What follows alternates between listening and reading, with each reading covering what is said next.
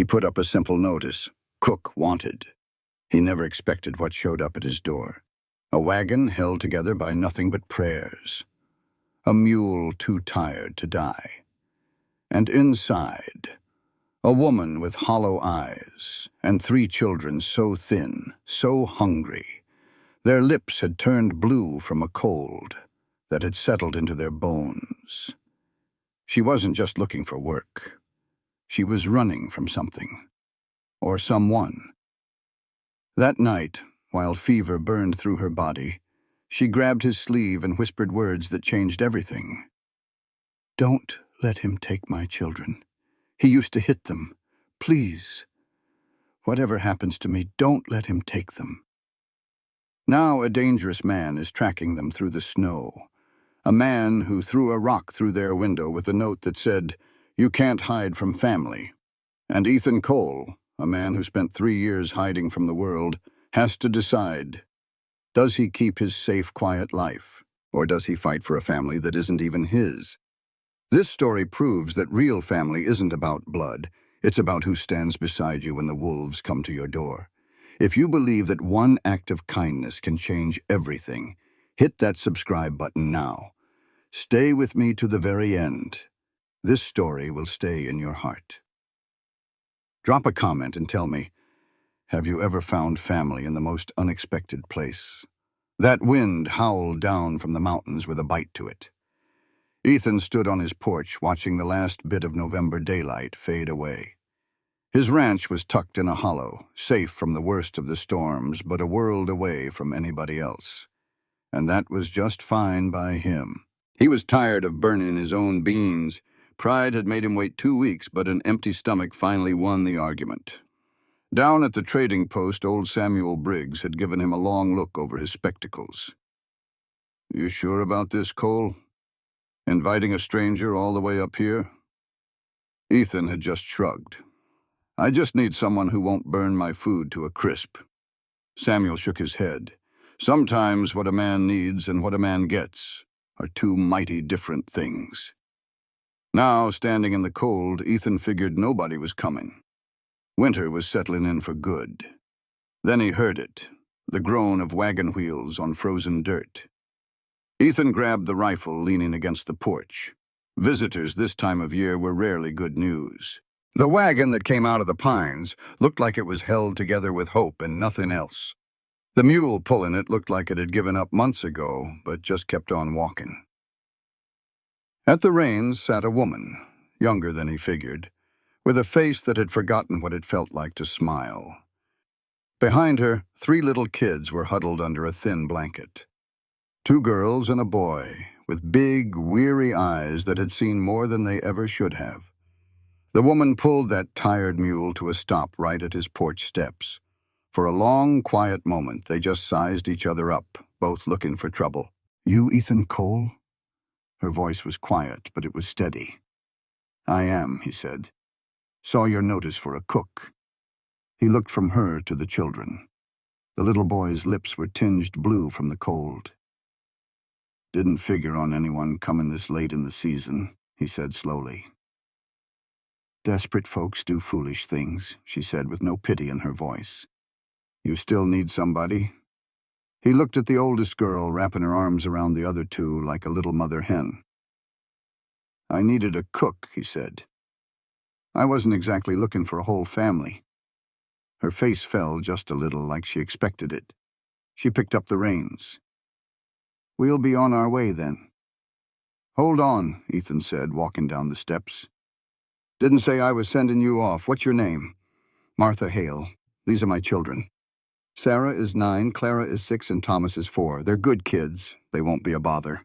Ethan had been alone long enough to know when someone was putting on a brave face. "Can you cook?" he asked. "Yes, sir." "And you can do it without setting fire to my kitchen?" A tiny hint of a smile touched her lips. "I kept my own house standing for 10 years. I reckon I can handle yours." Ethan looked back at his house. It was a big, sturdy place his granddaddy had built. 4 bedrooms upstairs, all of them empty. It had too much room for just one man. "There's a room off the kitchen," he heard himself say. "It's small, but it's warm. Y'all can take it for tonight." Martha just stared at him. "You're letting us inside?" "Well, I'm not about to put children in a barn in November. Get your people inside.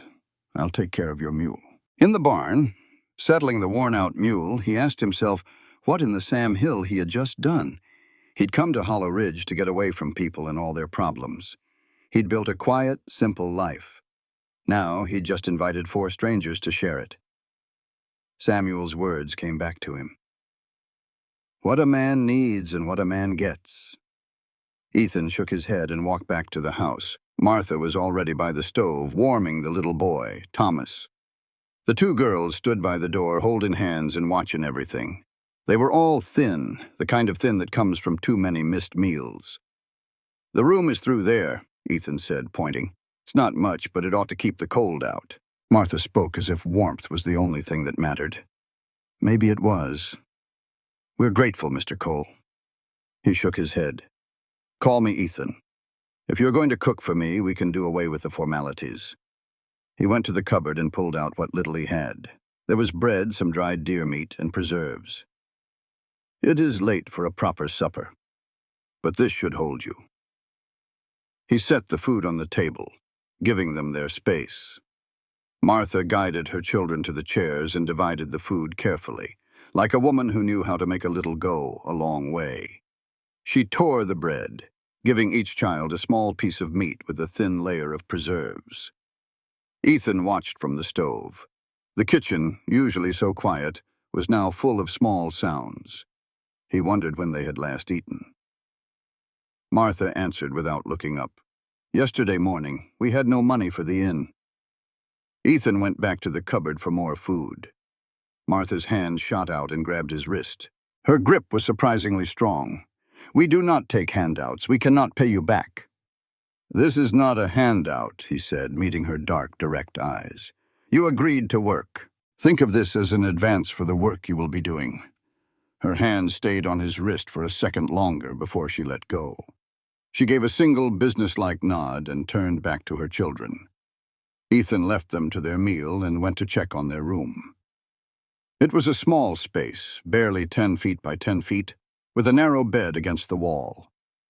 The stovepipe ran through it, making it the warmest room in the house besides the kitchen. He had used it for storage, filling it with boxes he could not bear to part with. He moved the boxes to the barn and found some clean blankets upstairs. They smelled like cedar. After putting them on the bed, he looked around. It was not much, but it was warm, dry, and safe. That was more than Martha and her children had known in a long time. When he got back to the kitchen, the children were done eating, leaning on each other like sleepy pups.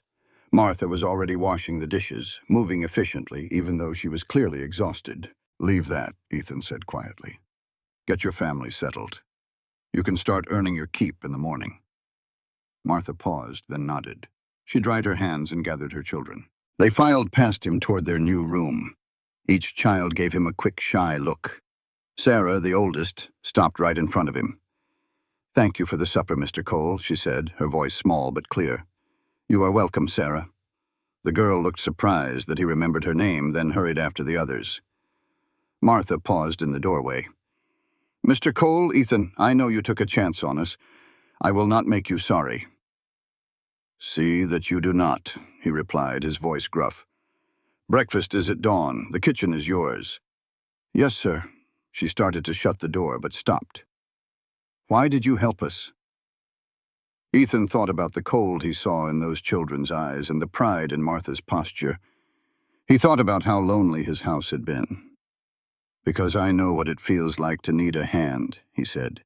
"And no child should have to sleep in a barn when there is a warm bed." Martha looked at him for a long moment. Then she nodded slowly and gently closed the door.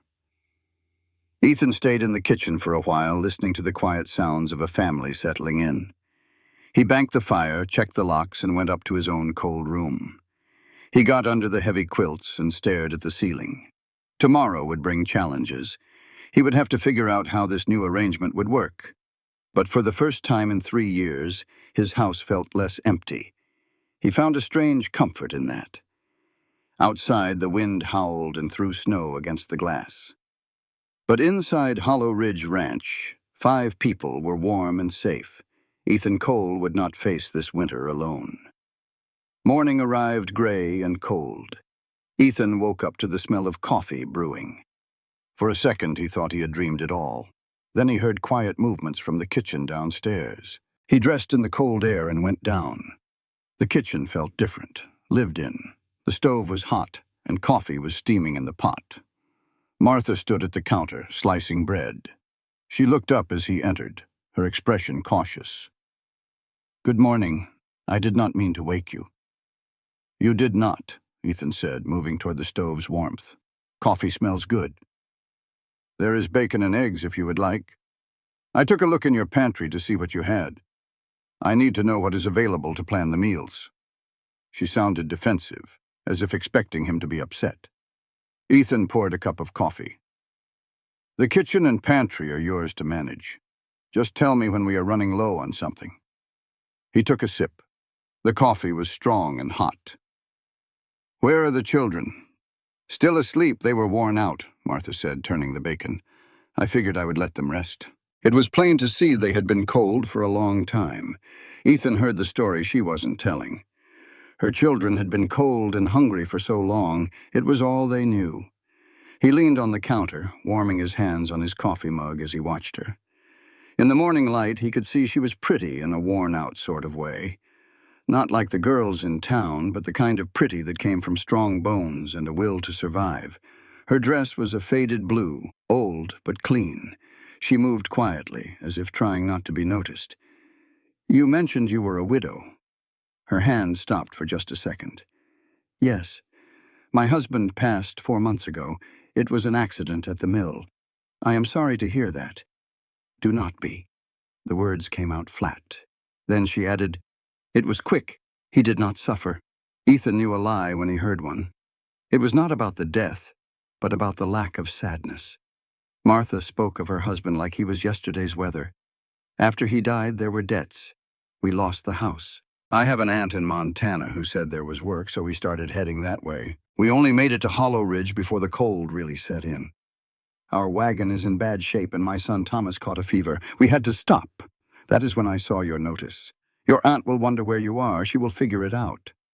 Martha cracked 3 eggs into the skillet. It was more than Ethan ever cooked for himself. "I will write to her when I can."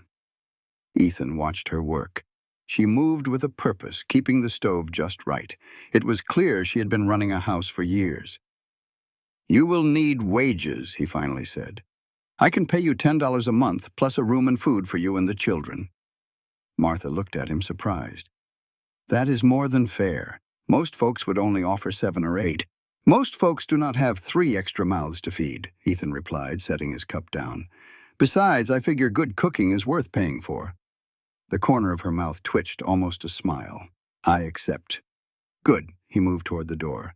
"I will be out with the livestock most mornings. You and the children will have the house to yourselves.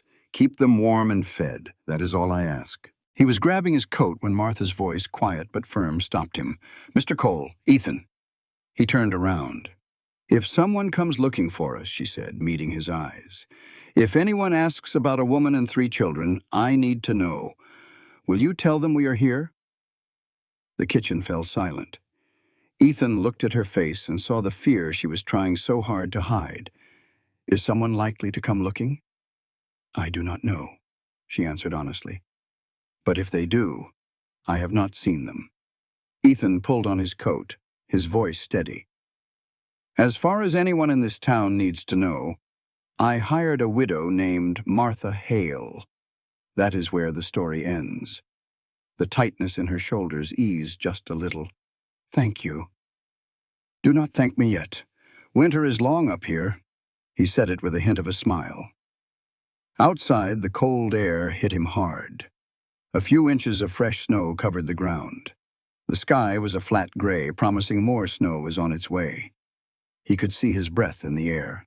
The barn was warmer, but not by much. He checked on his animals, who were all calm and healthy. He was cleaning out a stall when the barn door creaked open. It was Sarah, the oldest girl. She was bundled in a coat that looked too thin for this kind of weather. Mama sent me to ask if you needed anything. Ethan leaned on his pitchfork. He could see she had her mother's dark, serious eyes. She looked too watchful for a 9-year-old. Your mama let you come out here by yourself? She's watching from the kitchen window, Sarah said, pointing back to the house. She said I need to be useful to earn my keep. You are 9, Ethan told her. Your only job is to be 9.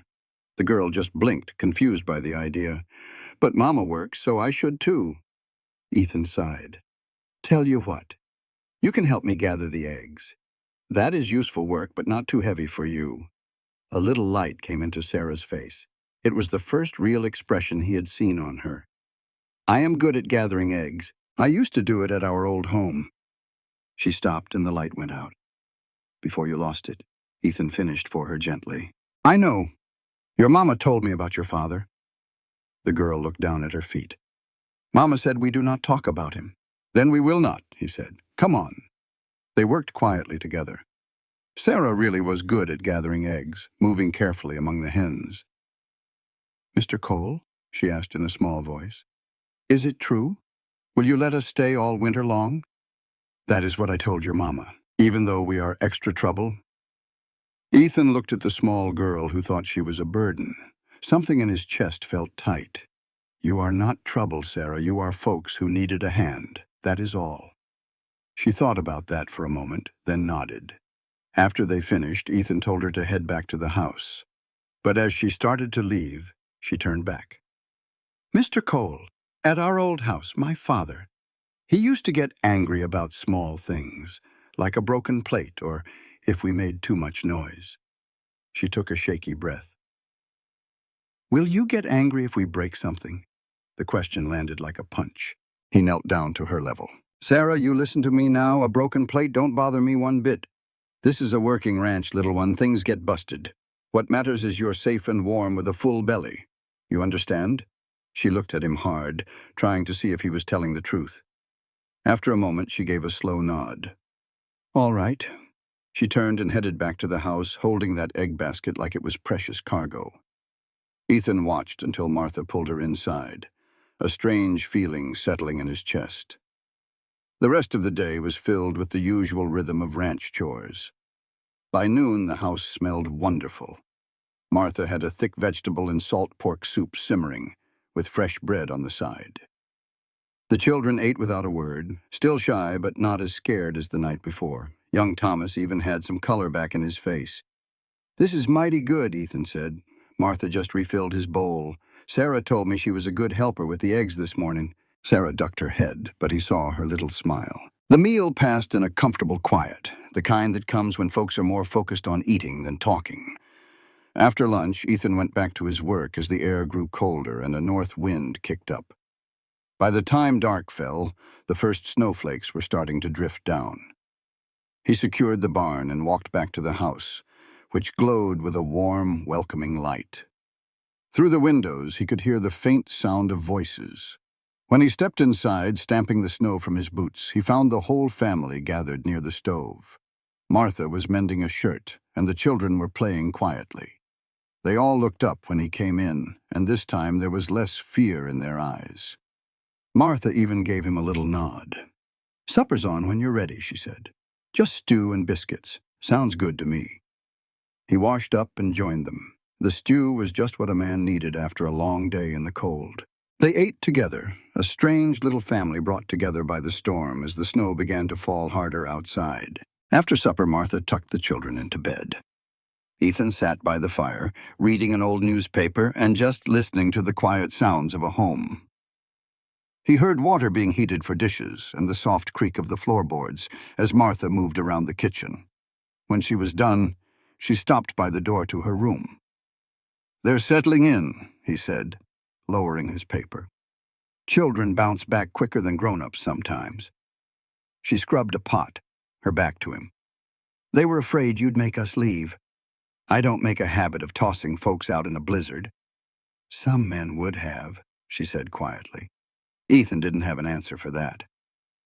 After a moment, Martha announced she was turning in. He set his paper aside. Martha, if y'all need anything, you make me a list. I'll get it next time I'm in town. She paused at her door. I will. And Ethan, thank you for everything. You cooked and kept this house warm, he replied. Seems I'm the one who should be thanking you.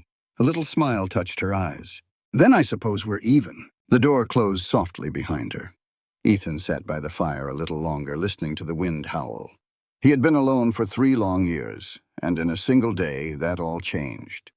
He should have felt put out, but instead, as he banked the fire for the night, he just felt relief. The house felt alive again. Winter had brought him more than just cold and quiet this year. The first week settled into a surprisingly easy routine. Martha was up before him every morning with coffee ready, and the children started acting less like scared visitors. But on the 8th morning, Ethan woke up to a dead quiet. There was no smell of coffee, no sound from the kitchen. The house felt cold and wrong. He dressed and went downstairs to find Martha's door still shut. He knocked gently. "Martha," her voice came back weak and rough. "One moment." When she opened the door, she looked awful. Her face was red with fever, and she had to lean on the doorframe to stay upright. "I'm sorry," she rushed the words out. "I'll get breakfast going." "You need to get right back in that bed," Ethan said, taking her arm as she started to wobble. "How long you been feeling like this? It's just a little cold." But her teeth were chattering. The children need their mother, and they need her resting, not falling over. He steered her back toward the bed where her 3 little ones were huddled together, watching with wide, worried eyes. "They feeling all right? They're fine. It's just me," she insisted, trying to pull away. "I can work. I just need a minute." "Martha," he made his voice firm. "Get in that bed. That's not a suggestion." A look of pure panic crossed her face, the kind a person gets when they know they are too weak to fight. She just couldn't be weak. But the strength left her all at once, and she sank to the bed, her shoulders giving up. "I can't be sick," she whispered. "You're going to send us away." Those words hit Ethan like a punch to the gut. He knelt down to look her square in the eye. "I am not sending anybody away over a fever. You are sick. It happens. You rest up, and we will be just fine until you are back on your feet." "But breakfast? I have been making my own for 3 years. I reckon I can manage a few more days." He pulled the blankets up to her chin. "Sleep. That is an order. You are not a doctor." "No, but I am the one signing your paychecks, so you have to listen to me." He said it softly, trying to get a little smile out of her. "Consider it a condition of your employment." Martha's eyes finally drifted shut. "What about the children?"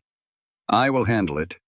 Ethan stood up and looked at Sarah, who was watching everything with those serious little eyes. "Your mama is sick. You 3 are going to be my helpers today. Can you do that?" Sarah gave a solemn nod and slid out of bed. "First thing is to let your mama sleep. Come on, let us get the kitchen good and warm and figure out some breakfast." He led the 3 little ones out, pulling the door shut behind him. "Is Mama going to die?" Clara's voice was barely a whisper. "No," Ethan said with more certainty than he felt. "She has a fever and just needs to rest. Folks get sick, especially when it gets cold. She will be feeling better in a few days." "Our papa got sick," Thomas said from behind his thumb. Then he was gone. Ethan stopped what he was doing at the stove. It hit him again how young these children were to know that bad things could happen for no reason at all. "I'm real sorry about your papa. That must have been awful hard on y'all." He chose his words with care. "But your mama has a different kind of sick, just a winter bug. Not the kind that takes people away. You promise?" Clara's eyes were big and pleading. Ethan knew a promise was a heavy thing in a world that could break it so easily. But these kids needed something solid to hold on to. "I promise your mama is going to be just fine." Some of the tightness in Clara's shoulders seemed to let go. Sarah, though, still looked like she wasn't buying it. "All right, then." Ethan turned back to the stove. "Who knows how to make coffee?" Sarah raised a hand. "Mama showed me." "Good. You are on coffee duty." "Clara, can you get the plates out?" He grabbed the loaf of bread Martha made yesterday. "Thomas, your job is to stay out of the way. Think you can handle that?" The boy gave a serious nod and planted himself near the warm stove. They worked together, Not as smoothly as Martha, but better than Ethan had expected. Sarah was careful with the coffee grounds. Clara set out the plates with slow purpose. Ethan fried bacon without burning it, but the eggs were another story. A scrambled mess of broken yolks, but it was food. They ate quietly, the worry for their mother hanging in the air. Ethan found himself really looking at them. The little scar on Clara's chin, the toe of Thomas's left boot, worn nearly clean through. Sarah's fingernails, bitten down to nothing. After breakfast, he said, "Sarah, I need you to check on your mama every hour. If anything changes, you come find me right away, you understand?" "Yes, sir." "Clara, you are going to help me with the chickens. Thomas, you stay inside where it is warm." The boy nodded, his thumb back in his mouth. They fell into a new kind of routine. Out in the barn, Ethan found his mind kept wandering back to the house. Clara was a good little helper, quiet and steady. "Mr. Cole?" she asked while scattering feed. "When Mama gets better, are we going to have to leave?" "Now, why would you think that?" "Because we are trouble." She said it like it was the plain truth. "Papa always said we were more trouble than we were worth." Ethan stopped his work and turned right to her. "Clara, you look at me." Her little face was sad and serious. "Your papa was wrong. You are not trouble, not a one of you." He knelt down to her level. "You are children. Children are supposed to need things. That is not trouble. That is just how it is. And your mama works hard to give you those things. That makes you all a family worth having around. You understand me?" Tears welled up in Clara's eyes. "Mama says we are not supposed to cry." "Well, your mama is wrong about that too," Ethan said gently. "Crying is just feelings spilling out. Nothing wrong with that." A single tear made a trail down her cold cheek. "I am scared Mama is going to die and leave us. She is not going to die." He handed her his handkerchief. "I know you are scared, but your mom is tough. I promise." Clara clutched the cloth in her small hand. "Can I keep this? Just for now. You can keep it for as long as you need." Back at the house, Sarah said Martha was still sleeping with a high fever. Ethan tried his hand at making soup. It was a thin, watery thing, but the children ate it. "It is not as good as Mama's," Thomas said with the bluntness of a child. "Thomas," Sarah scolded, "it is all right." Ethan almost smiled. "The boy is right. Your Mama is a much better cook. That is one of the main reasons she is here." Later, Ethan slipped into Martha's room himself. She was deep in a feverish sleep, her face flushed. He felt her forehead, hot but not worryingly so. He looked at her face, seeing how tired she was, even in sleep. He noticed the old trunk in the corner. It was not locked. Inside were the things he expected: worn, mended children's clothes, a hairbrush, a small Bible, and at the very bottom, wrapped up neat, was a bundle of letters tied with string. Ethan did not touch the letters, but he saw the postmark was from Montana, from the aunt she had told him about. He shut the trunk, feeling like he had crossed a line. Later that evening, he found the children huddled outside Martha's door, whispering. Sarah looked up, her face white as a sheet. "She is awake, but she is not making any sense. She says someone is coming, that we have to go hide." Ethan went into the room. Martha was sitting straight up, clutching the blankets, her eyes wide and lost. "They will find us," she said, her voice thin and shaky. "I never should have stopped here. He will send someone. He promised he would." "Martha," Ethan's voice was low and calm. "You are safe. You are here at Hollow Ridge. It is just the fever talking." She looked right through him. "You do not understand. He told me if I ever left, if I took them." Her voice cracked. "The letters. I should not have kept the letters. He will know where we are. Martha, you need to listen to me." Ethan sat on the bed, trying to reach through her panic. He caught her hands, and they were burning up. "Nobody is coming," he said softly. "You are safe here. Your children are safe. Promise?" The word was a desperate whisper. "Promise. They can't find us here."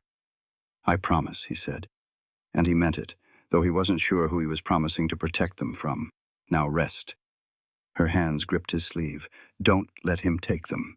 Whatever happens to me, don't you let him take my babies." "Nobody is taking anybody," Ethan said, tucking the blankets around her. "Now sleep." Her eyes fluttered shut, but she held on tight. "He used to hit them," she mumbled, her voice thick. "Thomas, mostly, just 'cause he was crying.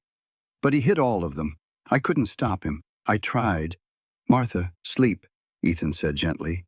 "We can talk when you feel better." Her hand finally went limp as she drifted off. Ethan stood there for a long moment, the terrible pieces clicking into place. When he walked out of the room, 3 pairs of frightened eyes were fixed on him. He closed the door and knelt down. "Your mama is going to be just fine. The fever is just making her talk nonsense. She'll be better by tomorrow." "She said someone's coming for us," Sarah said, her voice small and tight. "Is she right? Is someone coming?" Ethan looked at the little girl's face, which held a wisdom far beyond her years.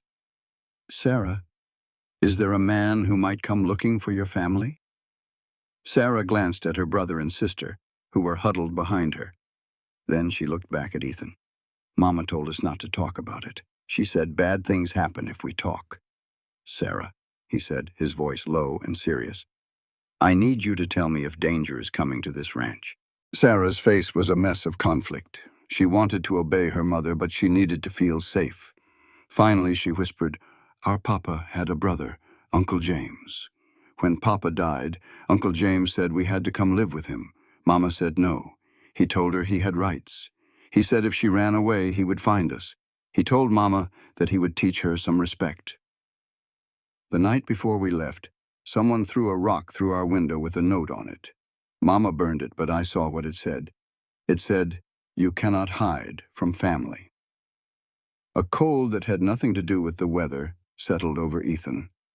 "Does this uncle know where your aunt in Montana lives?" "Maybe." Sarah looked terrified. "Did we bring trouble to you?" "No," Ethan said firmly. "Trouble was already on your trail, but you are safe now. I will not let anyone take you or your mother anywhere you do not want to go. Do you understand?" "How?" Clara's small voice piped up from the doorway. "Uncle James is big and mean." "I do not have to be bigger or meaner," Ethan said, standing up. "I just have to be here. This is my ranch, and nobody sets foot on my land unless I invite them. Makes you all my concern, and I look after what's mine." The children watched him, their faces a mix of hope and worry. Thomas, who had been silent the whole time, suddenly let go of his sisters and hugged Ethan's leg tight. "Don't let the mean man take us," he whispered. Something inside Ethan's chest woke up, a fierce need to protect them all. He lifted the boy, feeling how light he was, and looked at Sarah and Clara. "I will not. That is a promise." That night, sleep didn't come easy for Ethan. He listened to the old house settling around him. He thought of a woman who ran with 3 kids to get away from a man's twisted idea of family. He thought of children who learned to be quiet to avoid trouble.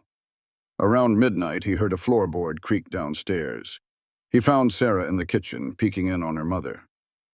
"Can't sleep?" he asked softly. She shook her head.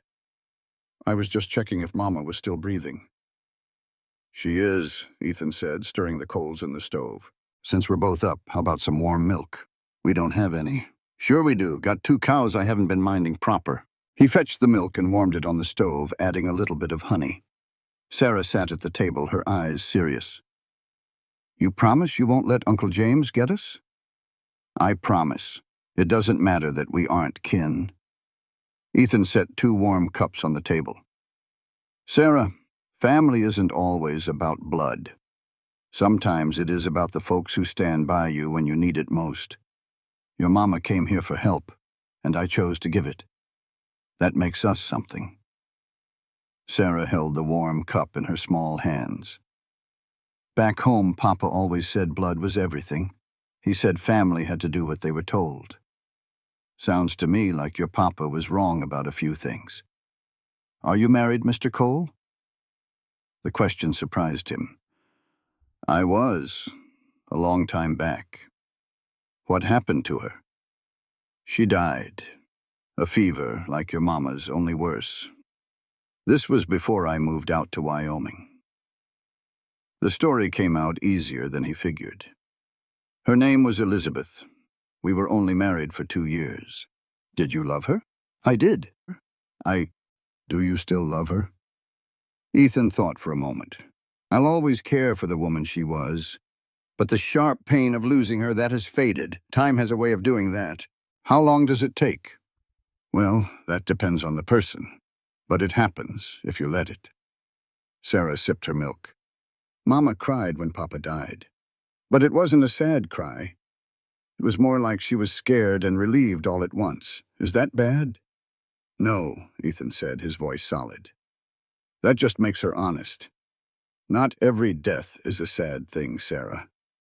Sometimes it is just the end of something that needed to end a long time ago. They sat in a comfortable quiet after that. Ethan sent her back to bed, telling her to wake him if her mother's condition changed. He stayed by the fire, thinking about the small family now under his roof. He thought about the man out there who believed blood gave him the right to own people. Let him come, Ethan thought to himself. Just let him try. He knew this place, Hollow Ridge, was remote and easy to defend. He had learned a long time ago that some fights were not about winning. They were about making the other fellow pay too high a price. He went back to his room as the first light touched the windows. Tomorrow he would take stock of their supplies. He had to keep Martha's fever down and the children fed and warm, but for tonight, they were safe. The doors were locked and anyone wanting to cause harm would have to get through him first. And that was some comfort in a world that did not offer much of it. Morning came quiet, a sign that a heavy snow had fallen. Ethan woke up to a world covered in white. It was beautiful, but it could also be a trap. He dressed and went downstairs. Sarah was already there, standing guard at her mother's door. How is she? Her fever broke about an hour ago, Sarah said with relief in her voice. She is sleeping peaceful now. Ethan felt a weight lift off his own shoulders. That is good news. Real good. He started the fire and put on some coffee. Did you get any rest? A little, Sarah said, rubbing her eyes. Clara is more scared than she lets on. Being scared is no cause for shame, Ethan told her, his hands busy with his morning routine. She's back asleep now with Thomas. Sarah looked out the window at the deep snow. We are snowed in for a good while. Ethan stood beside her. It is a good thing your mama got here when she did. After a moment, Sarah asked, Do you think Uncle James knows where we went? I cannot say. But even if he does, he can't get through this snow. We have some time. The girl nodded, still watching the snow fall. Mama says that running away is for cowards. Well, your mama is wrong about that too, Ethan said gently. Sometimes running is the bravest choice you can make. It is not cowardice, Sarah. It is survival. Uncle James might say y'all are his blood, that you owe him. Blood does not give a man the right to hurt you, Ethan said, turning to face her. And loyalty has to be earned. Your mama was just trying to protect you the only way she knew how. But you do not owe that man a thing. Not you, not your brother or sister, and not your mama. Do you understand me? Sarah looked at his face, then gave a slow nod. I will try. That is all I ask. They made breakfast together in the warm kitchen as the snow kept coming down. Sometime in the middle of the morning, Martha finally woke up for real. Ethan heard her quiet voice and gave her and Sarah some time alone. A little while later, Sarah came to the kitchen door. Mama wants to talk to you. Ethan went into the small room. Martha was sitting up in bed, looking pale and worn out, but her eyes were clear. I am sorry, she said right away, for being such a burden. Stop that, Ethan said, pulling a chair close to her bed. You had a fever. It happens. Nobody is keeping score. Martha's hands fidgeted with the blanket. Sarah said I was talking about things we were not supposed to. You were delirious. Folks say all kinds of things. But you heard, did you not? She asked, her eyes full of fear. About my husband, and why we really left. Ethan paused, choosing his words with care. Sarah told me a little about your husband's brother. She said he wanted to take you and the children." Martha's face lost all its color. "She should not have told you. I told them to never speak his name. She told me because she was worried for you, and because I insisted," Ethan said calmly. "Martha, if someone is coming after you, I have to know. This is my place. I have a right to know if trouble is heading this way."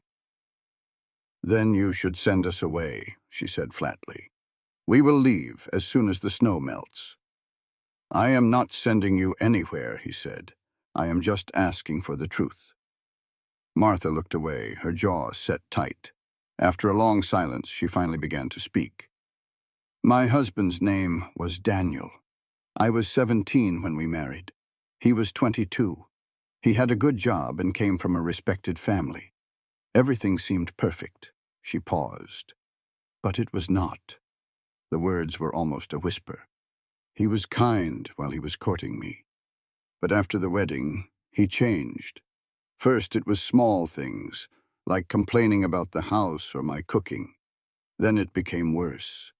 He would get angry over nothing, break things, and push me. Soon the pushing turned into hitting." Ethan's hands tightened into fists. He forced them to relax. "I thought about leaving, but I had nowhere to go. My parents were gone. I had no money, and then the children came. Sarah, then Clara, and then Thomas. It got harder to leave each time." Her voice was as steady as a rock, but her hands told a different story. "I kept telling myself it was not so bad, that other women had it worse. If I just tried harder, he would stop. But he never did. He just got smarter about where he left the bruises. The children, they learned to be quiet. They learned to make themselves small when he had been drinking. Sarah got real good at reading his moods, at keeping her brother and sister safe." "What happened 4 months ago?" She gave a dry laugh. "He took a fall at the mill, 3 stories down onto solid ground. The foreman called it an accident. Said Daniel got careless. But I knew better. He had been drinking just like always. It was just a matter of time. And then his brother James showed up. In some ways, James was worse. Daniel hit when he was mad. James hit just because he could. After the funeral, James came by. He said he had a right to Daniel's family. He said I was too weak to raise the children alone. He wanted to marry me. No, he wanted to own us. I told him no. He said the law was on his side. When I refused again, he started making threats. Then a rock came through our window with a note. It said, "Family always finds you." So you left. I grabbed what little cash we had, packed a bag, and we slipped out in the middle of the night. My aunt in Montana said there was work out west that she would help us. I figured if we could just get that far, we would finally be safe. Did she know about James? Martha shook her head. I was too ashamed. Ashamed I stayed with Daniel. Ashamed of what the children went through. I just wanted a fresh start. And then the snow came. And then I saw your sign. For a minute I thought it was a sign from God, that we had found a safe place. Her eyes were filled with desperation. "But now I have put you in his path. And James does not give up. If he found us here, he will be back. Let him come." Ethan's voice was hard as iron. "This is my land. This is my house. You are under my roof, and that means something out here. You do not get it. James does not care about what is right. He takes what he wants. He will hurt anyone who gets in his way. Then he's about to learn that some people hurt back." Ethan leaned in. "Martha, listen. I have been alone for 3 years because it was easier, but you and your children needed help. I gave it. That was the right thing to do. That does not change just because things got messy. Why?" The word was raw and full of pain. "Why would you put your neck out for strangers?" He thought on it for a moment. He thought about Elizabeth and coming home to a house as empty as his heart. He thought about closing himself off from the world. Then he looked at those 3 scared kids and their mama, a woman tougher than she knew. "Because nobody ought to face this world alone," he finally said. "And those children deserve more than a life of running scared. If I can give them a safe place just for 1 winter, that's something." Martha's eyes welled up. "I don't know how I can ever repay that." "You already are," he said, standing up. "You're cooking, caring for your kids, keeping this place a home. That's more than enough. Now you get some rest." He started for the door, then turned back. "And one more thing. Stop telling your children it's shameful to run. What you did to protect them. That took more grit than most folks will ever have. Make sure they know it." In the kitchen, the children watched him. "Your mama's gonna be all right. She just needs rest. Sarah, you reckon you can make some soup? There's vegetables in the cellar." Outside, the world was hushed by the heavy snow. The wind had died, leaving a deep quiet over everything. Each step toward the barn was a chore in the deep powder. Inside, it was cold and dry, and the animals were restless. He went to each one, checking their food and water, talking low to them the way his granddaddy taught him. The simple work settled his mind. It gave him room to think about Martha's story. A husband who used his fists, a brother who thought he had a claim on her and the kids. She was smart enough to know that fighting a man like James was a losing game. Ethan had spent 3 years avoiding this exact kind of trouble. Now here he was, standing in a freezing barn, planning how to protect people he barely knew from a man who might never even show up. He figured he ought to feel trapped. Instead, for the first time in a long while, he felt like he had a purpose. The storm raged for 3 whole days, piling snow clear up past the windows. Life found a new rhythm in those days. Martha, getting her strength back, guided the children in their chores from her room. Sarah turned out to be a natural in the kitchen, making simple, good meals. Clara helped with the washing and mending. Even 4-year-old Thomas had his jobs, fetching firewood and keeping the water bucket full. The storm kept Ethan inside more than usual.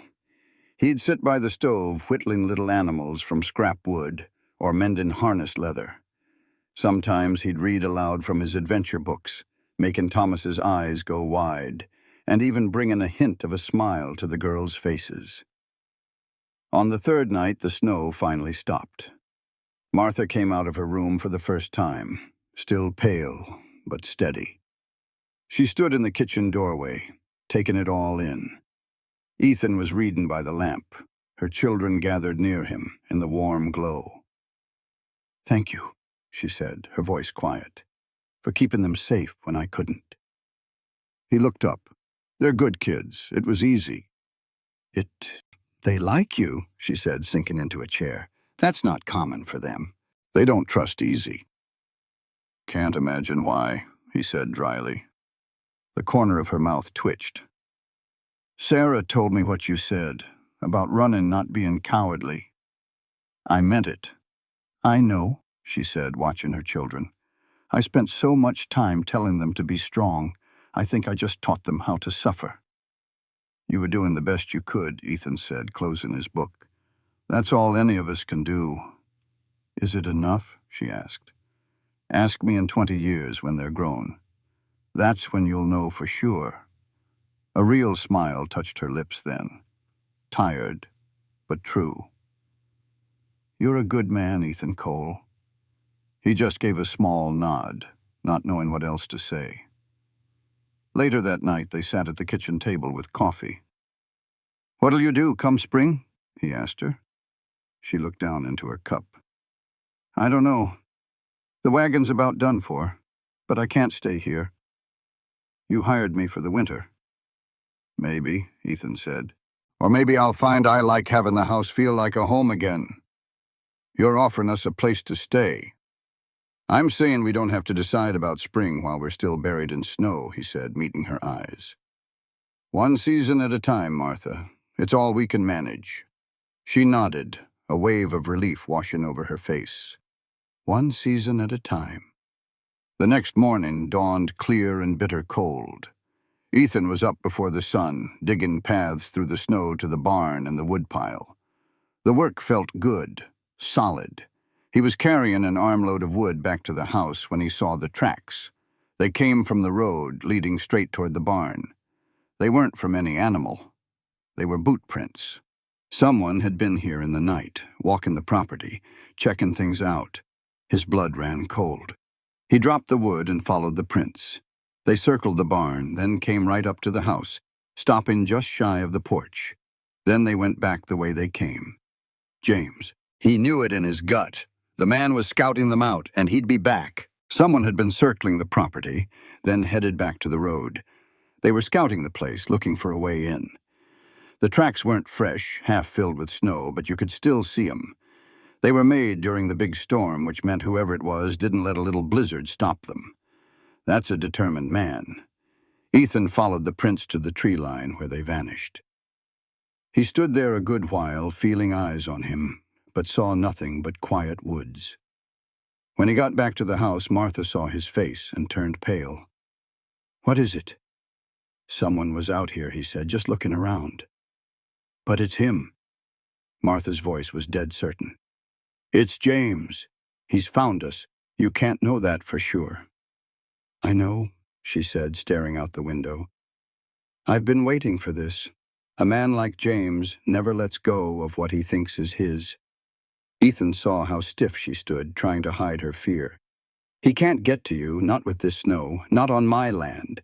"The law doesn't mean a thing to him," she shot back. "You have to send us away before he comes back for real, before someone gets hurt." "No," Ethan said, "just no. We're not making choices out of fear. Somebody was here, I'll give you that. But we don't know who. And if it is this James, it doesn't change a thing. You and the children are staying. If he shows his face, we'll handle it.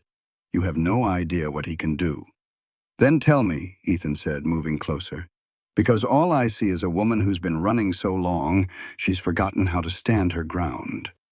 Martha just stared, a mix of anger and fear on her face. "You think I'm a coward? I think you're scared to death. There's a big difference." His voice got softer. "But you're not by yourself anymore, Martha. That changes things, does it? Or does it just put more people in his path? That's my risk to take. This is my home, my choice." He held her gaze. "I'm not letting that man run you off, not without a fight. And if fighting him gets you killed, then I'll die for something that matters instead of just wasting away up here alone." The words sounded rougher than he meant. "For 3 years I've been hiding from everything, Martha, running from grief since the day Elizabeth died. You think I don't know about running?" Martha's face softened with surprise. "That's not the same. You lost somebody you loved. You lost years of your life to a man who broke you. Lost your home and your safety. Don't tell me that's not a good reason to run." He took a deep breath. "At some point, running ain't about escaping anymore. It's just all you know how to do. I'm done with it. The question is, are you?" The kitchen was quiet for a long moment. They could hear the children starting to wake up, the simple sounds of life going on. Finally, Martha whispered, "I don't know how to stop." "Me neither," he said. "But maybe we can figure it out together." She gave a slow nod, tears running down her face. "If James comes, and you get hurt, I could never live with myself." "Then we'll just have to make sure that doesn't happen," Ethan said, moving to the door. "I'm going to take another look at those tracks. You keep the children inside. Don't let them out of your sight, you understand?" "Yes." "And Martha? Load that rifle behind the door, just in case." Her eyes went wide. "I don't know how to shoot a gun. Sarah probably does." If her daddy hunted, he would have taught his oldest. He put his coat on. "You ask her. And if anybody you don't know comes to this house, you don't open the door. You hear me?" She nodded, fear plain in her eyes, but a little bit of steel, too. "Be careful." Ethan followed the tracks for a couple of hours, piecing together the story they left in the snow. The fellow who made them was tall and heavy, and he'd come up the valley road in the middle of a storm. That meant he was either desperate or stubborn as a mule. Back at the house, Ethan was startled to find Sarah, all of 9 years old, showing her mother how to handle the old Winchester rifle. A hot flash of anger went through him. What kind of man teaches a little girl about guns, but not how to feel safe in her own home? Still, he nodded. "That's good," he said, making them both jump. "Keep it handy. Best to be ready." The day crawled by under a heavy silence. The kids played quietly inside, sensing the worry from the grown-ups. Martha moved through the kitchen like a machine, her eyes always darting toward the windows and the rifle propped against the wall. Night fell with no sign of trouble. Ethan walked the property one last time, but found no new tracks. That didn't settle his nerves one bit. Just because you can't see a snake doesn't mean it ain't there. That night he laid a bedroll by the stove where he could see both doors. Martha didn't say a word, just nodded with understanding and led the children to their room. Before shutting the door, she looked back at him. "Thank you," she said, her voice barely a whisper, "for not running away, too." Then she was gone. Ethan sat alone in the dark kitchen, the Winchester resting across his lap. He'd spent 3 years hiding from the world, but he found he was more than ready to fight for what was right. He would stand watch, and for tonight this family would sleep safe. That had to be worth something. The stranger showed up 3 days later. Ethan was out back splitting wood when he heard the slow, steady rhythm of hoofbeats on the snow-packed road. He moved into the shadows of the barn to get a look. It was a single rider on a big horse, a large man with broad shoulders and a hat pulled down low. He rode like a man who believed he owned any ground he covered. Ethan's stomach tightened. He slipped back into the kitchen. Martha saw his face and all the color drained from hers. "Someone's here," he said low and steady. "Stay inside with the children and lock this door behind me." He picked up the Winchester. "I mean it, Martha. No matter what happens, you keep them safe and that door locked. You understand?" She nodded, already hurrying to her children. Ethan stepped outside, pulling the door shut until he heard the solid clank of the bolt sliding home. The rider had stopped his horse in the yard. Up close, the man was even bigger than he looked, with cold, pale blue eyes that scanned the property like he was adding up its value. "Can I help you?" Ethan asked, his voice calm. He held the rifle loosely, but it was ready. "I'm looking for my family," the man said. His voice was deep and smooth, which made it sound even more dangerous. "My brother's widow, Martha Hale, and her 3 children. Have you seen them?" "Can't say that I have," Ethan replied from the porch. "This is private land. You need to state your business or be on your way." A smile touched the man's lips but didn't reach his cold eyes. "I know my sister-in-law came this way. Maybe some good soul took her in, not knowing she was running from her family obligations." "Is that what you call it?" Ethan asked. The man's face tightened for a second.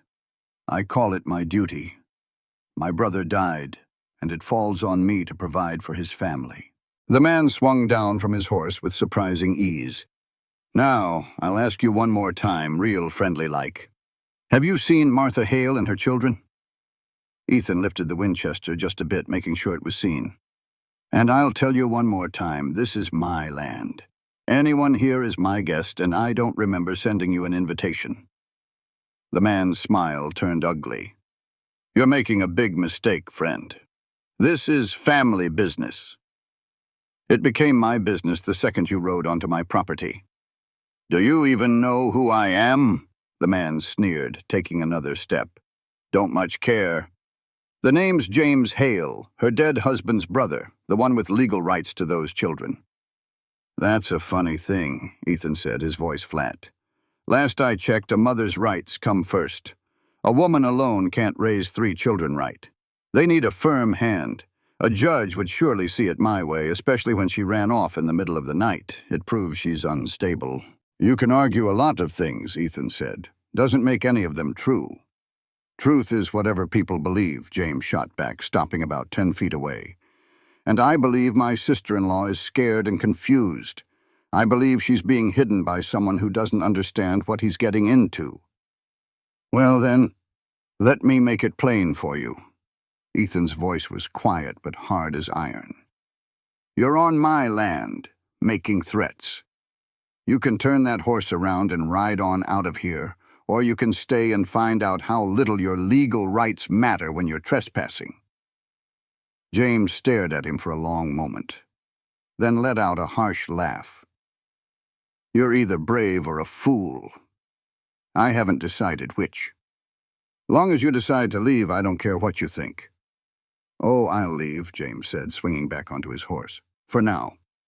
But you tell Martha I'll be back. You tell her family always finds family, and I always collect what's mine. I can wait out a winter, but when spring thaws those roads, he gave a cold smile. We'll see how tough her new protector is without a blizzard for a wall. I'll tell her you came by, Ethan said, and that you're not welcome back. James's eyes got hard. You're making a bad enemy, friend.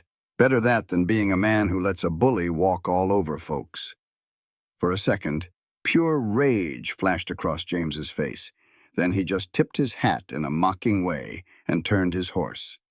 See you in the spring, friend. We'll finish this little chat then. He rode off slow, making it clear he was leaving because he chose to, not because he had to. Ethan watched him disappear into the trees. He waited a long time before he turned back to the house. The door flew open before he reached it. Martha stood there holding the rifle, her face a mask of terror. Was that him? It was. Ethan came inside and bolted the door.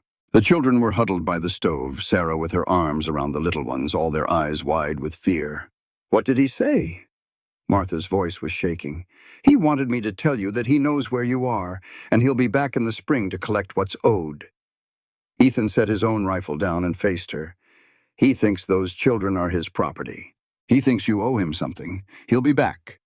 She said it like a fact, not a question. When the snow melts, he'll bring the law with him, or men, or whatever it takes. Let him try. Ethan, you don't get it. James doesn't make idle threats. If he says he's coming, and he'll bring enough trouble to make sure he wins. Then we'll be ready for him, Ethan said, walking to the stove. That's months from now. A lot can happen. Like what? Martha's laugh was hollow. The seasons change, and we're right back to it. Running again or fighting a losing battle. Ethan looked at the kids, at their scared little faces. He looked at Martha, her knuckles white around that gun. He looked at his kitchen, which had started to feel like a real home again. Or, he said, we make sure that when spring gets here, you're not the easy target he thinks you are. Martha just stared at him. What are you getting at? I'm saying we use this winter. We get ready. We make sure that if James comes back, he finds a whole different situation than he expects. How? Ethan was quiet for a second, a wild idea taking root. We make sure his legal claim is worthless. We make sure you're not some helpless widow he can push around with talk of judges. I don't understand. Marry me. The words just hung there in the quiet kitchen. Martha's mouth opened and closed. The children just stared. What? Marry me, Ethan said again, his voice surer this time. His whole case is that you're an unfit mother, all alone and unable to care for 3 kids. But if you're married to a man who owns land and has a good home, his argument just falls to pieces. You won't be alone. The children will have a father. Everything he plans to use against you just goes up in smoke. You can't be serious. I'm dead serious. He stepped closer to her. Look, I know this ain't about romance. This is about solving a problem. It gives you protection under the law. It makes those kids legally mine, too, which means James can't lay a finger on them. And it's a lot harder to call a married woman unstable than a widow on the run. She just shook her head. You can't want to marry me. You don't know a thing about me. I know you're a good mother. I know you were brave enough to leave everything behind to keep your kids safe. I know you're a hard worker. He tried to smile. And I know that since you've been here, this place has felt more like a home than it has since Elizabeth died. That's got to count for something. And what about you? What do you get out of this deal besides a whole mess of trouble? What do I get? Ethan looked her square in the eye. I get to not be alone anymore. I get to help someone who needs it. And I get to stand up to a bully who thinks he owns people just because they share some blood. That's enough for me. Martha looked over at her children. I won't trap you in this. This isn't a trap. It's a choice, he said, his voice softer. Martha, I'm not asking you to love me. I'm asking you to let this be a partnership instead of charity. You run the house, I'll run the ranch. We face James together, not you alone. The children should have a say. Ethan turned to them. Sarah, Clara, Thomas, your mama and I are talking about getting married. Not like in the stories, but to help keep you all safe. So that man can't take you from your mama. What do you think? Sarah spoke first, her voice small but steady. Would we get to stay here, even after winter? If you wanted to, yes, Ethan said. And the bad man, Uncle James, he couldn't make us go? He'd have a much harder time trying. I'd be your legal stepfather. That gives me the right to protect you. Then Clara spoke up. Would you be our new papa? Ethan felt his chest tighten. I would be your stepfather. That is a bit different. Your real papa will always be your real papa. I would just be someone else who cares for you all, if you would have me. Thomas, the quiet one, spoke up. Will you be mean like Papa was? The question just hung there in the quiet room. Ethan got down on one knee to look the boy in the eye. No, Thomas. I promise you. I get frustrated sometimes. I am not always patient. But I will never, ever lay a hand on you, or your sisters, or your mama. That is a promise I will keep for the rest of my life. The boy looked hard at his face, then gave a slow nod. Okay. Clara turned to her mother. Mama, can we please stay? Tears started to run down Martha's face. I do not know, sweetie. This is a big thing Mr. Cole is offering. I have to think. What is there to think about? Sarah's voice was sharp. We stay. We are safe. We leave. Uncle James finds us. The choice seems pretty simple to me. Sarah, stop. No, Mama, this is practical, and you always tell us to be practical. The girl looked straight at Ethan. You really mean it? You would marry Mama just to keep us safe? I mean every word of it. And you would not expect, well, things a husband expects? Ethan understood. This would be a marriage on paper. Your Mama would have her room. I would have mine. Nothing would change but the law. I give you my word. Sarah looked at her mother. Then I think we have to say yes. You are 9 years old. This is not your choice, but it is yours. And you are going to say no because you think it is too much to ask, or because you are too proud. Sarah's voice trembled. But we are worth it, Mama. You are worth it. If Mr. Cole is offering a hand, maybe we ought to take it. Martha just stared at her daughter, a mix of shock and pride on her face. She turned back to Ethan. Why are you really doing this? I want the truth. Ethan thought for a moment. Because I am tired of just getting by. Because you and these kids reminded me what it feels like to have a purpose. And because when James rode onto my land and threatened folks under my roof, something inside me that has been asleep for 3 years woke up. It told me that some things are worth fighting for. We would just be a burden. Or you would be a reason to get up in the morning that is bigger than just seeing another sunrise. He stepped a little closer. Martha, I am not promising it will be easy. I am not promising a perfect life. We will have our share of troubles. But I am promising this. If you say yes, you will never face James by yourself again. You will not have to run anymore. And these children will have a safe home for as long as they need one. Martha looked at her children, at their tired and hopeful faces. She looked around the warm kitchen, a place that had been a shelter from more than just the cold. Then she looked at Ethan, the quiet man who took them in. If we do this, she said, her voice slow and clear, we do it right, with a preacher and papers. I will not have James saying it is not real. Agreed. And you will not expect me to be a wife in every way. I expect you to be yourself, that is all. We can figure out the rest as we go. And if you meet someone else someday, we will cross that bridge when we come to it. But Martha, I am 34 years old. I have loved and lost once before. I am not expecting lightning to strike twice. She was quiet for a long time. Then she gave one sharp nod. All right. Yes, I will marry you for the children and for the protection, but I want you to know I may never love you like a wife is supposed to. But I already have respect for you, and I care what happens to you and your kids. That feels like a good place to start. Martha wiped at her eyes. When will we do it? As soon as the storm clears and the roads are good enough to get to town, we can have the preacher come up here or we can go down to him.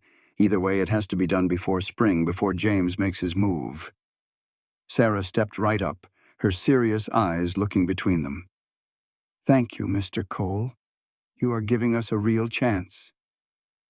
You can call me Ethan, he said. The little girl thought about it, then gave a firm nod. Ethan, then. Soon Clara and Thomas were there too, and Ethan was surrounded by 3 small children. Martha watched them from across the room.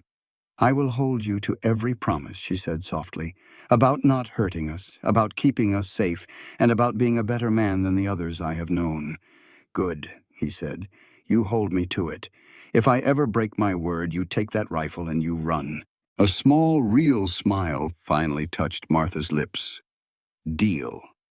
That night, they sat at the table and worked out the details of their arrangement like a business contract. It was a formal talk between 2 people planning a partnership, not a life. But in the middle of talking about crops and cattle, Martha's hand rested on his across the table. She didn't say a word, just let her fingers touch his for a second. It was a quick connection, a quiet understanding that trust was being offered and accepted. Then she pulled her hand back and went to her room. That single touch spoke volumes. It said she was willing to take this risk. It said she believed him just enough to make this leap of faith. It said that maybe, just maybe, something real could grow from this practical deal. Ethan sat there in the dark for a long time, listening to the quiet sounds of the house. 5 souls under one roof, tied together now by a choice and a promise. James would surely be back in the spring. But he wouldn't find a scared widow with helpless children. He would find a family, built out of necessity, that had all winter to grow strong enough to face him. Outside, the stars were like sharp diamonds in the frozen sky. Inside, a steady fire burned warm. And for the first time in a long while, Ethan Cole felt like he was building a future instead of just running from his past. It wasn't love, not yet. But it was something solid, something real and worth defending. Sometimes that is more than enough. They got married on a Tuesday in late January. The sun was out, but the air was still cold. A week earlier, Ethan had ridden his horse through deep snow all the way to Hollow Ridge to get Reverend Michaels and the right papers. The Reverend was a practical man. He had married all sorts of folks in his 20 years and didn't ask too many questions. When Ethan explained he was marrying a widow with 3 kids for legal protection, the preacher just nodded. He said he'd seen stranger arrangements turn out better than true love matches. The Lord has his own ways, he'd said, packing his things. Sometimes practical protection is its own kind of blessing. So there they stood in the kitchen with Sarah, Clara, and Thomas as their witnesses. The Reverend's voice filled the small room with the words of commitment. Martha wore her best blue dress, faded but clean. Ethan had shaved and put on a decent shirt. It wasn't fancy, but it was honest. Do you, Ethan Cole, take Martha Hale to be your wife? Ethan looked at Martha's serious face. Her eyes were full of questions she did not dare ask. He thought about how crazy this all was, and how it also made perfect sense. I do. And do you, Martha Hale, take Ethan Cole to be your husband? Her voice was quiet, but it did not tremble. I do. With the power given to me by the territory of Wyoming, I now pronounce you husband and wife. The Reverend closed his Bible. You can kiss your bride now. They both looked at each other, a little unsure. Then Martha stepped up on her toes and gave him a quick, shy kiss on the cheek. Thank you, she whispered, so only he could hear. For this chance. He tried to sound light-hearted. Just thank me by not making me regret it. The children clapped. The Reverend poured a little whiskey for the grown-ups and some cider for the kids. They all raised a glass to new beginnings. After the preacher was paid and on his way, the new family stood awkwardly in the kitchen. They were now legally a family, but nothing felt different. "Well," Martha said, breaking the silence, "I suppose being married doesn't mean we don't have to eat." "I will help," Clara said right away. "Me too," chimed in Thomas. Soon the kitchen was filled with the normal sounds of making a meal, and the strangeness of the day started to fade. Ethan watched them, feeling a sense of peace settle over him. Sarah came and stood by him at the window. "Are you scared?" she asked in a low voice. "About Uncle James coming back?" "A little bit," Ethan admitted. "But I am more determined than scared. There is a difference. What if he comes with the law? What if he has papers? Then we will show them our papers. We will show them you have a good home with a mother and now a stepfather. We will show them you are safe and cared for." He looked down at her. "The law is supposed to protect children, Sarah, not hurt them. If James brings papers, we will fight him with our own papers. And if that is not enough, we will figure something else out. That is what a family does. They figure things out together." Sarah looked at him for a long moment, then she nodded. "I am glad Mama married you, even if it is just pretend." "It is not pretend," Ethan said gently, touching her shoulder. "It is just different. And I am glad, too. You are good kids. You are worth protecting." The girl's eyes filled with tears, but she blinked them back. "Our papa never said things like that." "Then your papa was a fool." That evening they ate supper as a legal family for the very first time. The talk was careful as everyone tried to find their way in this new life, but it felt real. Later that night, Martha knocked on his door. He had moved his things back upstairs to give her space. "Can we talk?" she asked, looking unsure. "Of course," he said, pointing to a chair. "I just want to be clear about things now that we are married. You said this would be in name only. I need to know you meant that you won't try to change the deal." "Martha, you are not mine," he said, leaning against the dresser. "That is not what this is about. This marriage gives you protection and gives me the right to defend you all. That is it. Your room is your own. Your choices are your own. Nothing changes except for what the world sees. Let people assume what they want. What happens inside this house is our business." She seemed to relax a little. "I know I am not what you would have chosen in a real marriage. We do not get to choose. We just play the hand we are dealt." He sat down across from her. "For what it is worth, if I had to pick someone to face down a hard winter and a whole mess of trouble with, it would be someone just like you. You are practical, brave, and you make a darn good pot of coffee. That is a fine foundation for anything." A small smile touched her lips. "You have low standards if good coffee is that important. You have never tasted my coffee. Good coffee is a blessing." She let out a short laugh. Then her face got serious again. "When spring gets here, James will come back. It is going to get ugly. He will not just give up. Then we will fight harder. We will be smarter. We will make it clear that some fights are not worth the trouble." Ethan held her gaze. "I meant what I said, Martha. Those children are under my protection now, by law and by my word. James will have to come through me to get to them, and I promise you that will not be easy for him. You could be hurt. He is a dangerous man. So am I. He just does not know it yet." Martha looked at his face and saw he meant it. "All right," she said. "Then we will be ready. We get ready. We will make sure we are ready when he shows up. You got it." She stood up to go, then hesitated by the door. "Ethan, I thank you for all you have done, for not being the kind of man who would take advantage, and for being someone we can rely on. Thank you for letting me be a part of something bigger than just trying to get by alone." After she was gone, Ethan sat in his quiet room. He thought about his new, unexpected family and the danger lurking out in the snow. He should have felt cornered. Instead, he felt a sense of purpose he had not known since Elizabeth passed. The following weeks settled into a new rhythm. Martha and Ethan moved around the house with a quiet understanding. The children started to relax, their laughter filling the rooms more often. Sarah began helping Ethan with the hard chores, showing a surprising strength. Clara followed Martha in the kitchen, learning with real focus. And little Thomas, he just soaked in the calm of a home without fear, and his nightmares began to fade. February brought a deep freeze under clear skies. The snow lay thick on the ground. Ethan used the quiet time to teach the children useful things. He showed them how to read the weather and how to take care of the livestock. "You got to be able to shoot straight, just in case," Ethan told her. Clara looked up from the Winchester rifle one afternoon. "But why do we have to know this?" she asked. "Because knowing things is what keeps you safe," Ethan said, plain and simple. "The more you can do for yourself, the less you have to lean on anybody else. And if something bad happens, if I'm not around to help your mama, y'all need to be able to take care of things."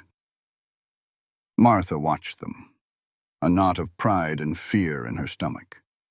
She was proud her children were learning to be capable, but scared they had to. Later that night, long after the kids were asleep, she finally asked Ethan what was really bothering her. "What if we are wrong about all this? What if James just gives up and never comes back?" "You really believe he would do that?" Ethan asked, looking at her from across the fire. She thought for a spell. "No," she admitted. "James ain't a quitter. Us getting married probably just made him angrier, made him take it personal." "Then we keep getting ready," Ethan said. "It is better to be ready for a fight that never comes than to be caught unprepared." "And after?" Martha pressed. "After we handle James, what happens to us? Are we just going to keep on like this, married but not really a family?" "I do not know," Ethan said honestly. "Maybe this thing becomes real. Or maybe we just stay partners, keeping everyone safe. Does it matter right now?" "I suppose not," Martha sighed, staring into the flames. "I just wonder what holds us together when we ain't scared anymore." "We got respect," he answered. "We look out for each other. That is more than a lot of folks start with." March blew in with a fury, dumping more snow and howling winds. But you could feel a change coming. The sun had a little warmth to it, and the nights weren't quite so bitter. Winter was losing its grip. And with the thaw came a different kind of chill. Everyone felt it.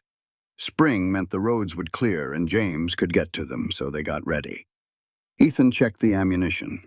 Martha went over their story with the children, making sure they knew what to say. Sarah got so good with that rifle, it was a little unsettling for a 9-year-old. The trouble finally arrived in the middle of April, when the last of the snow had melted off the road. Ethan was out in the barn when he heard the sound of several horses. His gut tightened right away. He grabbed his Winchester and peered out. It was 3 riders. James Hale was out front, looking bigger and meaner than Ethan remembered. The 2 men with him looked like hired trouble with hard faces and guns worn right out in the open. They rode into the yard like they owned the place. Ethan stepped out of the barn, holding his rifle at a low ready. He saw Martha appear in the doorway of the house, holding her own rifle. They had planned for this, but seeing it for real was a whole different story. "Well, look who it is," James said, his voice dripping with fake friendliness. "I told you I would be back. And I told you that you are not welcome here." "Things have changed," James said, holding up a piece of paper. "I got a judge to grant me custody of my brother's children. Says here their mother is unfit." "That is funny, because I've got some papers too," Ethan said, his voice steady as a rock. "A marriage certificate, and legal adoption papers for all 3 kids. That makes them my children, same as they are Martha's. Your blood claim just got a whole lot messier." James's smile vanished. "You married her?" 2 months ago. Reverend Michaels did the honors, all legal and proper, and I took my nieces and nephew as my own." "That was a real stupid move," James said, his voice low and dangerous. "Was it? Seems to me your custody claim just turned into a custody battle. It is the mother and legal stepfather against the uncle. How do you reckon that usually turns out?" "You think a piece of paper is going to stop me?" James swung down from his horse. "You think some sham marriage means a thing?" "I think it means you cannot just ride in here and take these children," Ethan said, raising his rifle just a bit. Not without a long, ugly legal fight. And I think you need to get off my property before this gets out of hand." "That is mighty bold talk for one man against three," James sneered. "Two," Martha's voice cut through the air. She was on the porch now, her rifle aimed steady. "Two against three. And my children know how to shoot, Mr. Hale. I made sure of it." James looked from one to the other, his bluster starting to fade. "You really want to fight?" "You started this fight when you followed us and threatened my family," Martha said, her voice like flint. "I am done running. You want these children. You will have to go through us. You do it by the law, or you do not do it at all." "The law sides with blood," James insisted. "The law sides with a safe two-parent home on good land," Ethan shot back. "We know about your history, James. It took some asking around, but folks remember you. They remember the fights. Remember that woman back in Ohio you had to pay off. You ain't the respectable man you pretend to be." "You dug into my past?" James's face turned dark with rage. "I did my homework," Ethan said evenly. "Now here is what is going to happen. You and your men are going to ride on out of here, and you are going to leave my family alone." "Or what?" "Or I will make your life so complicated with lawyers that you will wish you had never heard our names," Ethan said. "They are my blood." "Blood does not give you the right to own people," Martha said, her voice shaking but clear. "I was married to your brother for 10 long years. I will not put my children through that kind of misery again. Not for anything." "I am not Daniel," James growled. "You are just like him," she said. "You want control, not a family. The answer is no. It will always be no." For a long second, nobody moved. The air was thick enough to cut with a knife. Then one of the hired men shifted in his saddle. "Boss, maybe we ought to rethink this. A legal marriage changes things. This could get real messy." "We are not leaving," James snarled. "Yeah, we are," the second man said, already turning his horse. "I signed on for an easy job, not a shootout with a family on their own land. I am out." The first man quickly followed him. James watched them ride off, his face twisted in fury. He turned back to Ethan and Martha. "This is not over." "Yes, it is," Ethan said, his voice flat. "It is over because you do not really care about those kids. You just care about winning, and you just lost. It is time for you to move on." James stared at them, defeated, before finally turning his horse and riding away for good. That man's hatred was so thick you could feel it on your skin. He got on his horse without another word and rode off, leaving the quiet spring morning feeling all stirred up. Long after he was gone, Ethan and Martha just stood there in the yard, rifles still in hand, waiting. But the only thing that came was the sound of birds starting to sing again. The quiet told them the trouble had passed. Finally, Martha's hands were shaking so bad she could barely hold her rifle. Ethan gently took it from her. "I think it's over," he said softly. "He's not a fool. He knows he can't win this fight the right way, and he's got too much to lose to try it the wrong way." "But what if you're wrong?" she whispered. "Then we'll handle it," he said, waiting for her to look him in the eye. "Martha, you stood up to him. You didn't flinch. You claimed your own life today. That's a mighty big deal." Tears ran down her cheeks, but a small smile touched her lips. "I've never done anything like that before." "Well, you were a sight to see." The door flew open, and the three children, who'd seen it all from the window, rushed out and wrapped their arms around their mother, all of them talking at once. Ethan stepped back to give them room. Sarah looked over at him with a big, honest-to-goodness smile. "We did it." "Y'all sure did," Ethan corrected her. "Your mama did." "You did more than just stand by," Martha said, coming to his side. "You gave us a safe place to land. Without you, we'd still be running." The weeks that followed felt like a real spring for the first time. The creek swelled with melted snow, and green life pushed up from the dirt. With Martha and the children there, every little thing felt bigger, more important. Clara found the first wildflowers, bringing them to her mother with a pure joy that brought tears to Martha's eyes. Thomas finally learned how to gather eggs without breaking a single one. And Sarah, she helped Ethan in the fields, asking smart questions that showed a keen mind. Best of all, Martha herself started to unwind. The worry she always carried seemed to lift right off her shoulders. She laughed more, and the walls she kept up seemed a little lower each day. One evening in May, long after the kids were asleep, they sat on the porch watching the stars pop out. "I've been thinking," Martha said, her voice quiet, "about what we have here." Ethan felt his gut tighten. "I think it's turned into more than just a deal we made. It might not be a marriage in the old-fashioned sense, but it feels real." She turned to him in the dim light. "You're a good father to them, better than their own ever was. They're learning to trust a man again because of you." "They're good kids," he said simply.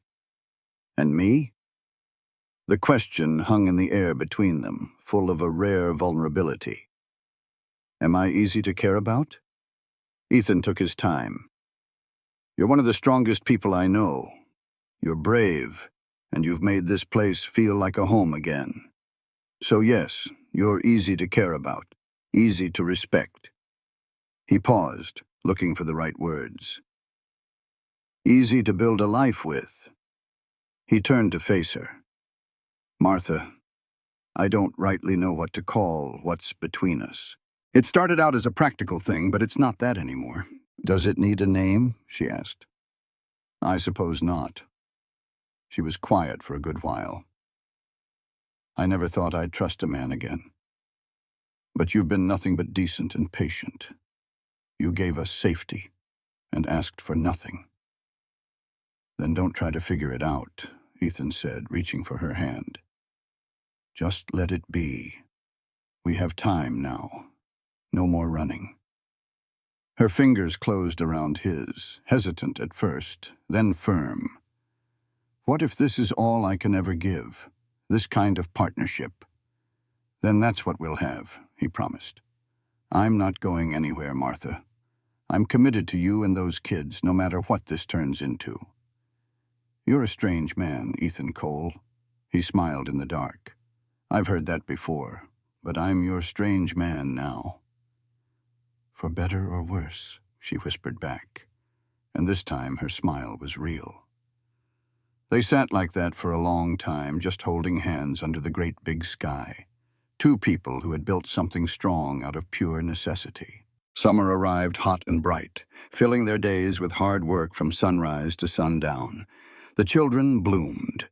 Sarah became a natural at ranch chores. Clara had a magic touch with the garden, and Thomas grew bolder every day. And in the middle of all that daily work and sharing meals at a full table, Ethan and Martha built something that looked an awful lot like a real marriage. It wasn't about romance, but about a deep-down trust and respect. The boundaries were still there, but they softened. A hand on his shoulder as she passed by, a shared smile across the dinner table, conversations that went late into the night. It all added up. Then, one hot August night, Martha came to his doorway. She had a look on her face he hadn't seen before, one that was steady and sure. "I've been thinking," she said, getting right to the point. "About us." Ethan put his book down. "I don't know if I can ever be the kind of wife Daniel expected. He broke something in me. But I think," she took a deep breath, "I think I'm ready to try." She was gathering her courage. "I want to see if this can be real, in all the ways that count." Ethan stood up and walked over to her. "Are you sure? Because there's no pressure. What we have is good enough." "Maybe for you," she said, meeting his gaze. "But I've been living half a life for so long. You showed me there's more, if I'm just brave enough to reach for it. So I'm reaching." "I'll have you any way I can get you," Ethan said, gently holding her face in his hands. "But we do this at your speed, no demands. Just us, figuring it out together." "Together," Martha repeated. "I like that." He kissed her then, a soft and questioning kiss that gave her every chance to pull away. But she didn't. She leaned in, her hands finding his shoulders. It was a kiss that wasn't about fire, but about a quiet, hopeful promise. When they parted, tears were shining in her eyes. "I never thought I could do that again without being afraid." "You were brave," he said. "We were brave," she corrected, a little smile breaking through. "Together." That autumn felt golden, a season of reward for all their hard work and a quiet promise of the good years to come. They brought in that year's harvest as a family, every one of them working side by side. They put up jars of preserves and smoked a whole mess of meat, getting ready for the winter ahead. But this time, they weren't just strangers under one roof. They were a real family. Young Sarah started talking about being a rancher herself one day, just like Ethan. Clara, she learned to read the sky by watching the cattle and became their little weather forecaster. And Thomas, he finally lost his fear of loud noises and started following Ethan around like a shadow, learning that a man could be both gentle and strong. But it was Martha who truly blossomed. She laughed a big, open laugh now. She told jokes and even sang while she worked. The hard, fearful lines on her face had softened, showing the strong, kind woman underneath. Their marriage was built on something different. Their closeness came from quiet moments on the porch, from working together on the ranch, and from raising 3 children who needed them both. They were building a life that mattered. When the first snow of November started to fall, a year after they'd first arrived, they all stood on the porch together. Sarah looked out and said, "Another winter. You reckon it'll be as tough as the last one?" Ethan just smiled. "Not a chance," he said, his voice sure and steady. "Last year, we were strangers. This year, we're family. That makes all the difference in the world." Martha's voice was firm when she added, "And if Uncle James ever shows his face again, we'll handle it. Together." Just then, Thomas tugged on Ethan's pant leg. "Pa, will you read us a story tonight? The one about the bear?" That one little word, "Pa," hit Ethan right in the heart. It was the first time the boy had said it so easily, so naturally. He looked over at Martha and saw her eyes were misty, just like his. "Yeah, buddy," Ethan managed to say. "I'll read you stories, just like every night." "Good," Thomas said, leaning against his leg with complete trust. "I like it when you read. Your voice makes the scary parts not so scary." As the snow came down harder, they all went inside, shutting the door against the cold. They gathered around the warm stove, just like they had so many times before. Ethan read to the children while Martha mended a shirt by the lamplight. Everything felt right. This wasn't the life he had planned when he'd put up that sign looking for a cook. It was a whole lot messier and more complicated, but it was also richer than anything he could have dreamed up. That first winter had brought him a woman and 3 children looking for a safe place. He had offered them shelter, never expecting a thing in return. But somehow, out of need and a little kindness, they had all found the one thing they weren't even looking for. They had built a family, not from blood, but from choice and trust. Outside, the snow was covering the world in a quiet blanket of white. But inside the little ranch house, a warm fire was burning. They had all been broken in their own ways. But here, in the heart of winter, they had pieced themselves together and made something whole. As Ethan's voice filled the room with stories of courage, he knew deep down in his soul that he would never be truly alone again. Not with Martha's steady hand resting on his shoulder, and not with 3 children who called this ranch home, and called him something mighty close to a father. This family, born from a storm and built by choice, would last. And that was more than enough. That was everything. This content was carefully researched, developed, and manually edited by our team to deliver meaningful stories with valuable life lessons. Every narrative is crafted to entertain, inspire, and empower our audience. We believe that great stories can change lives, and we are committed to bringing you content that matters. Thank you for being part of our community.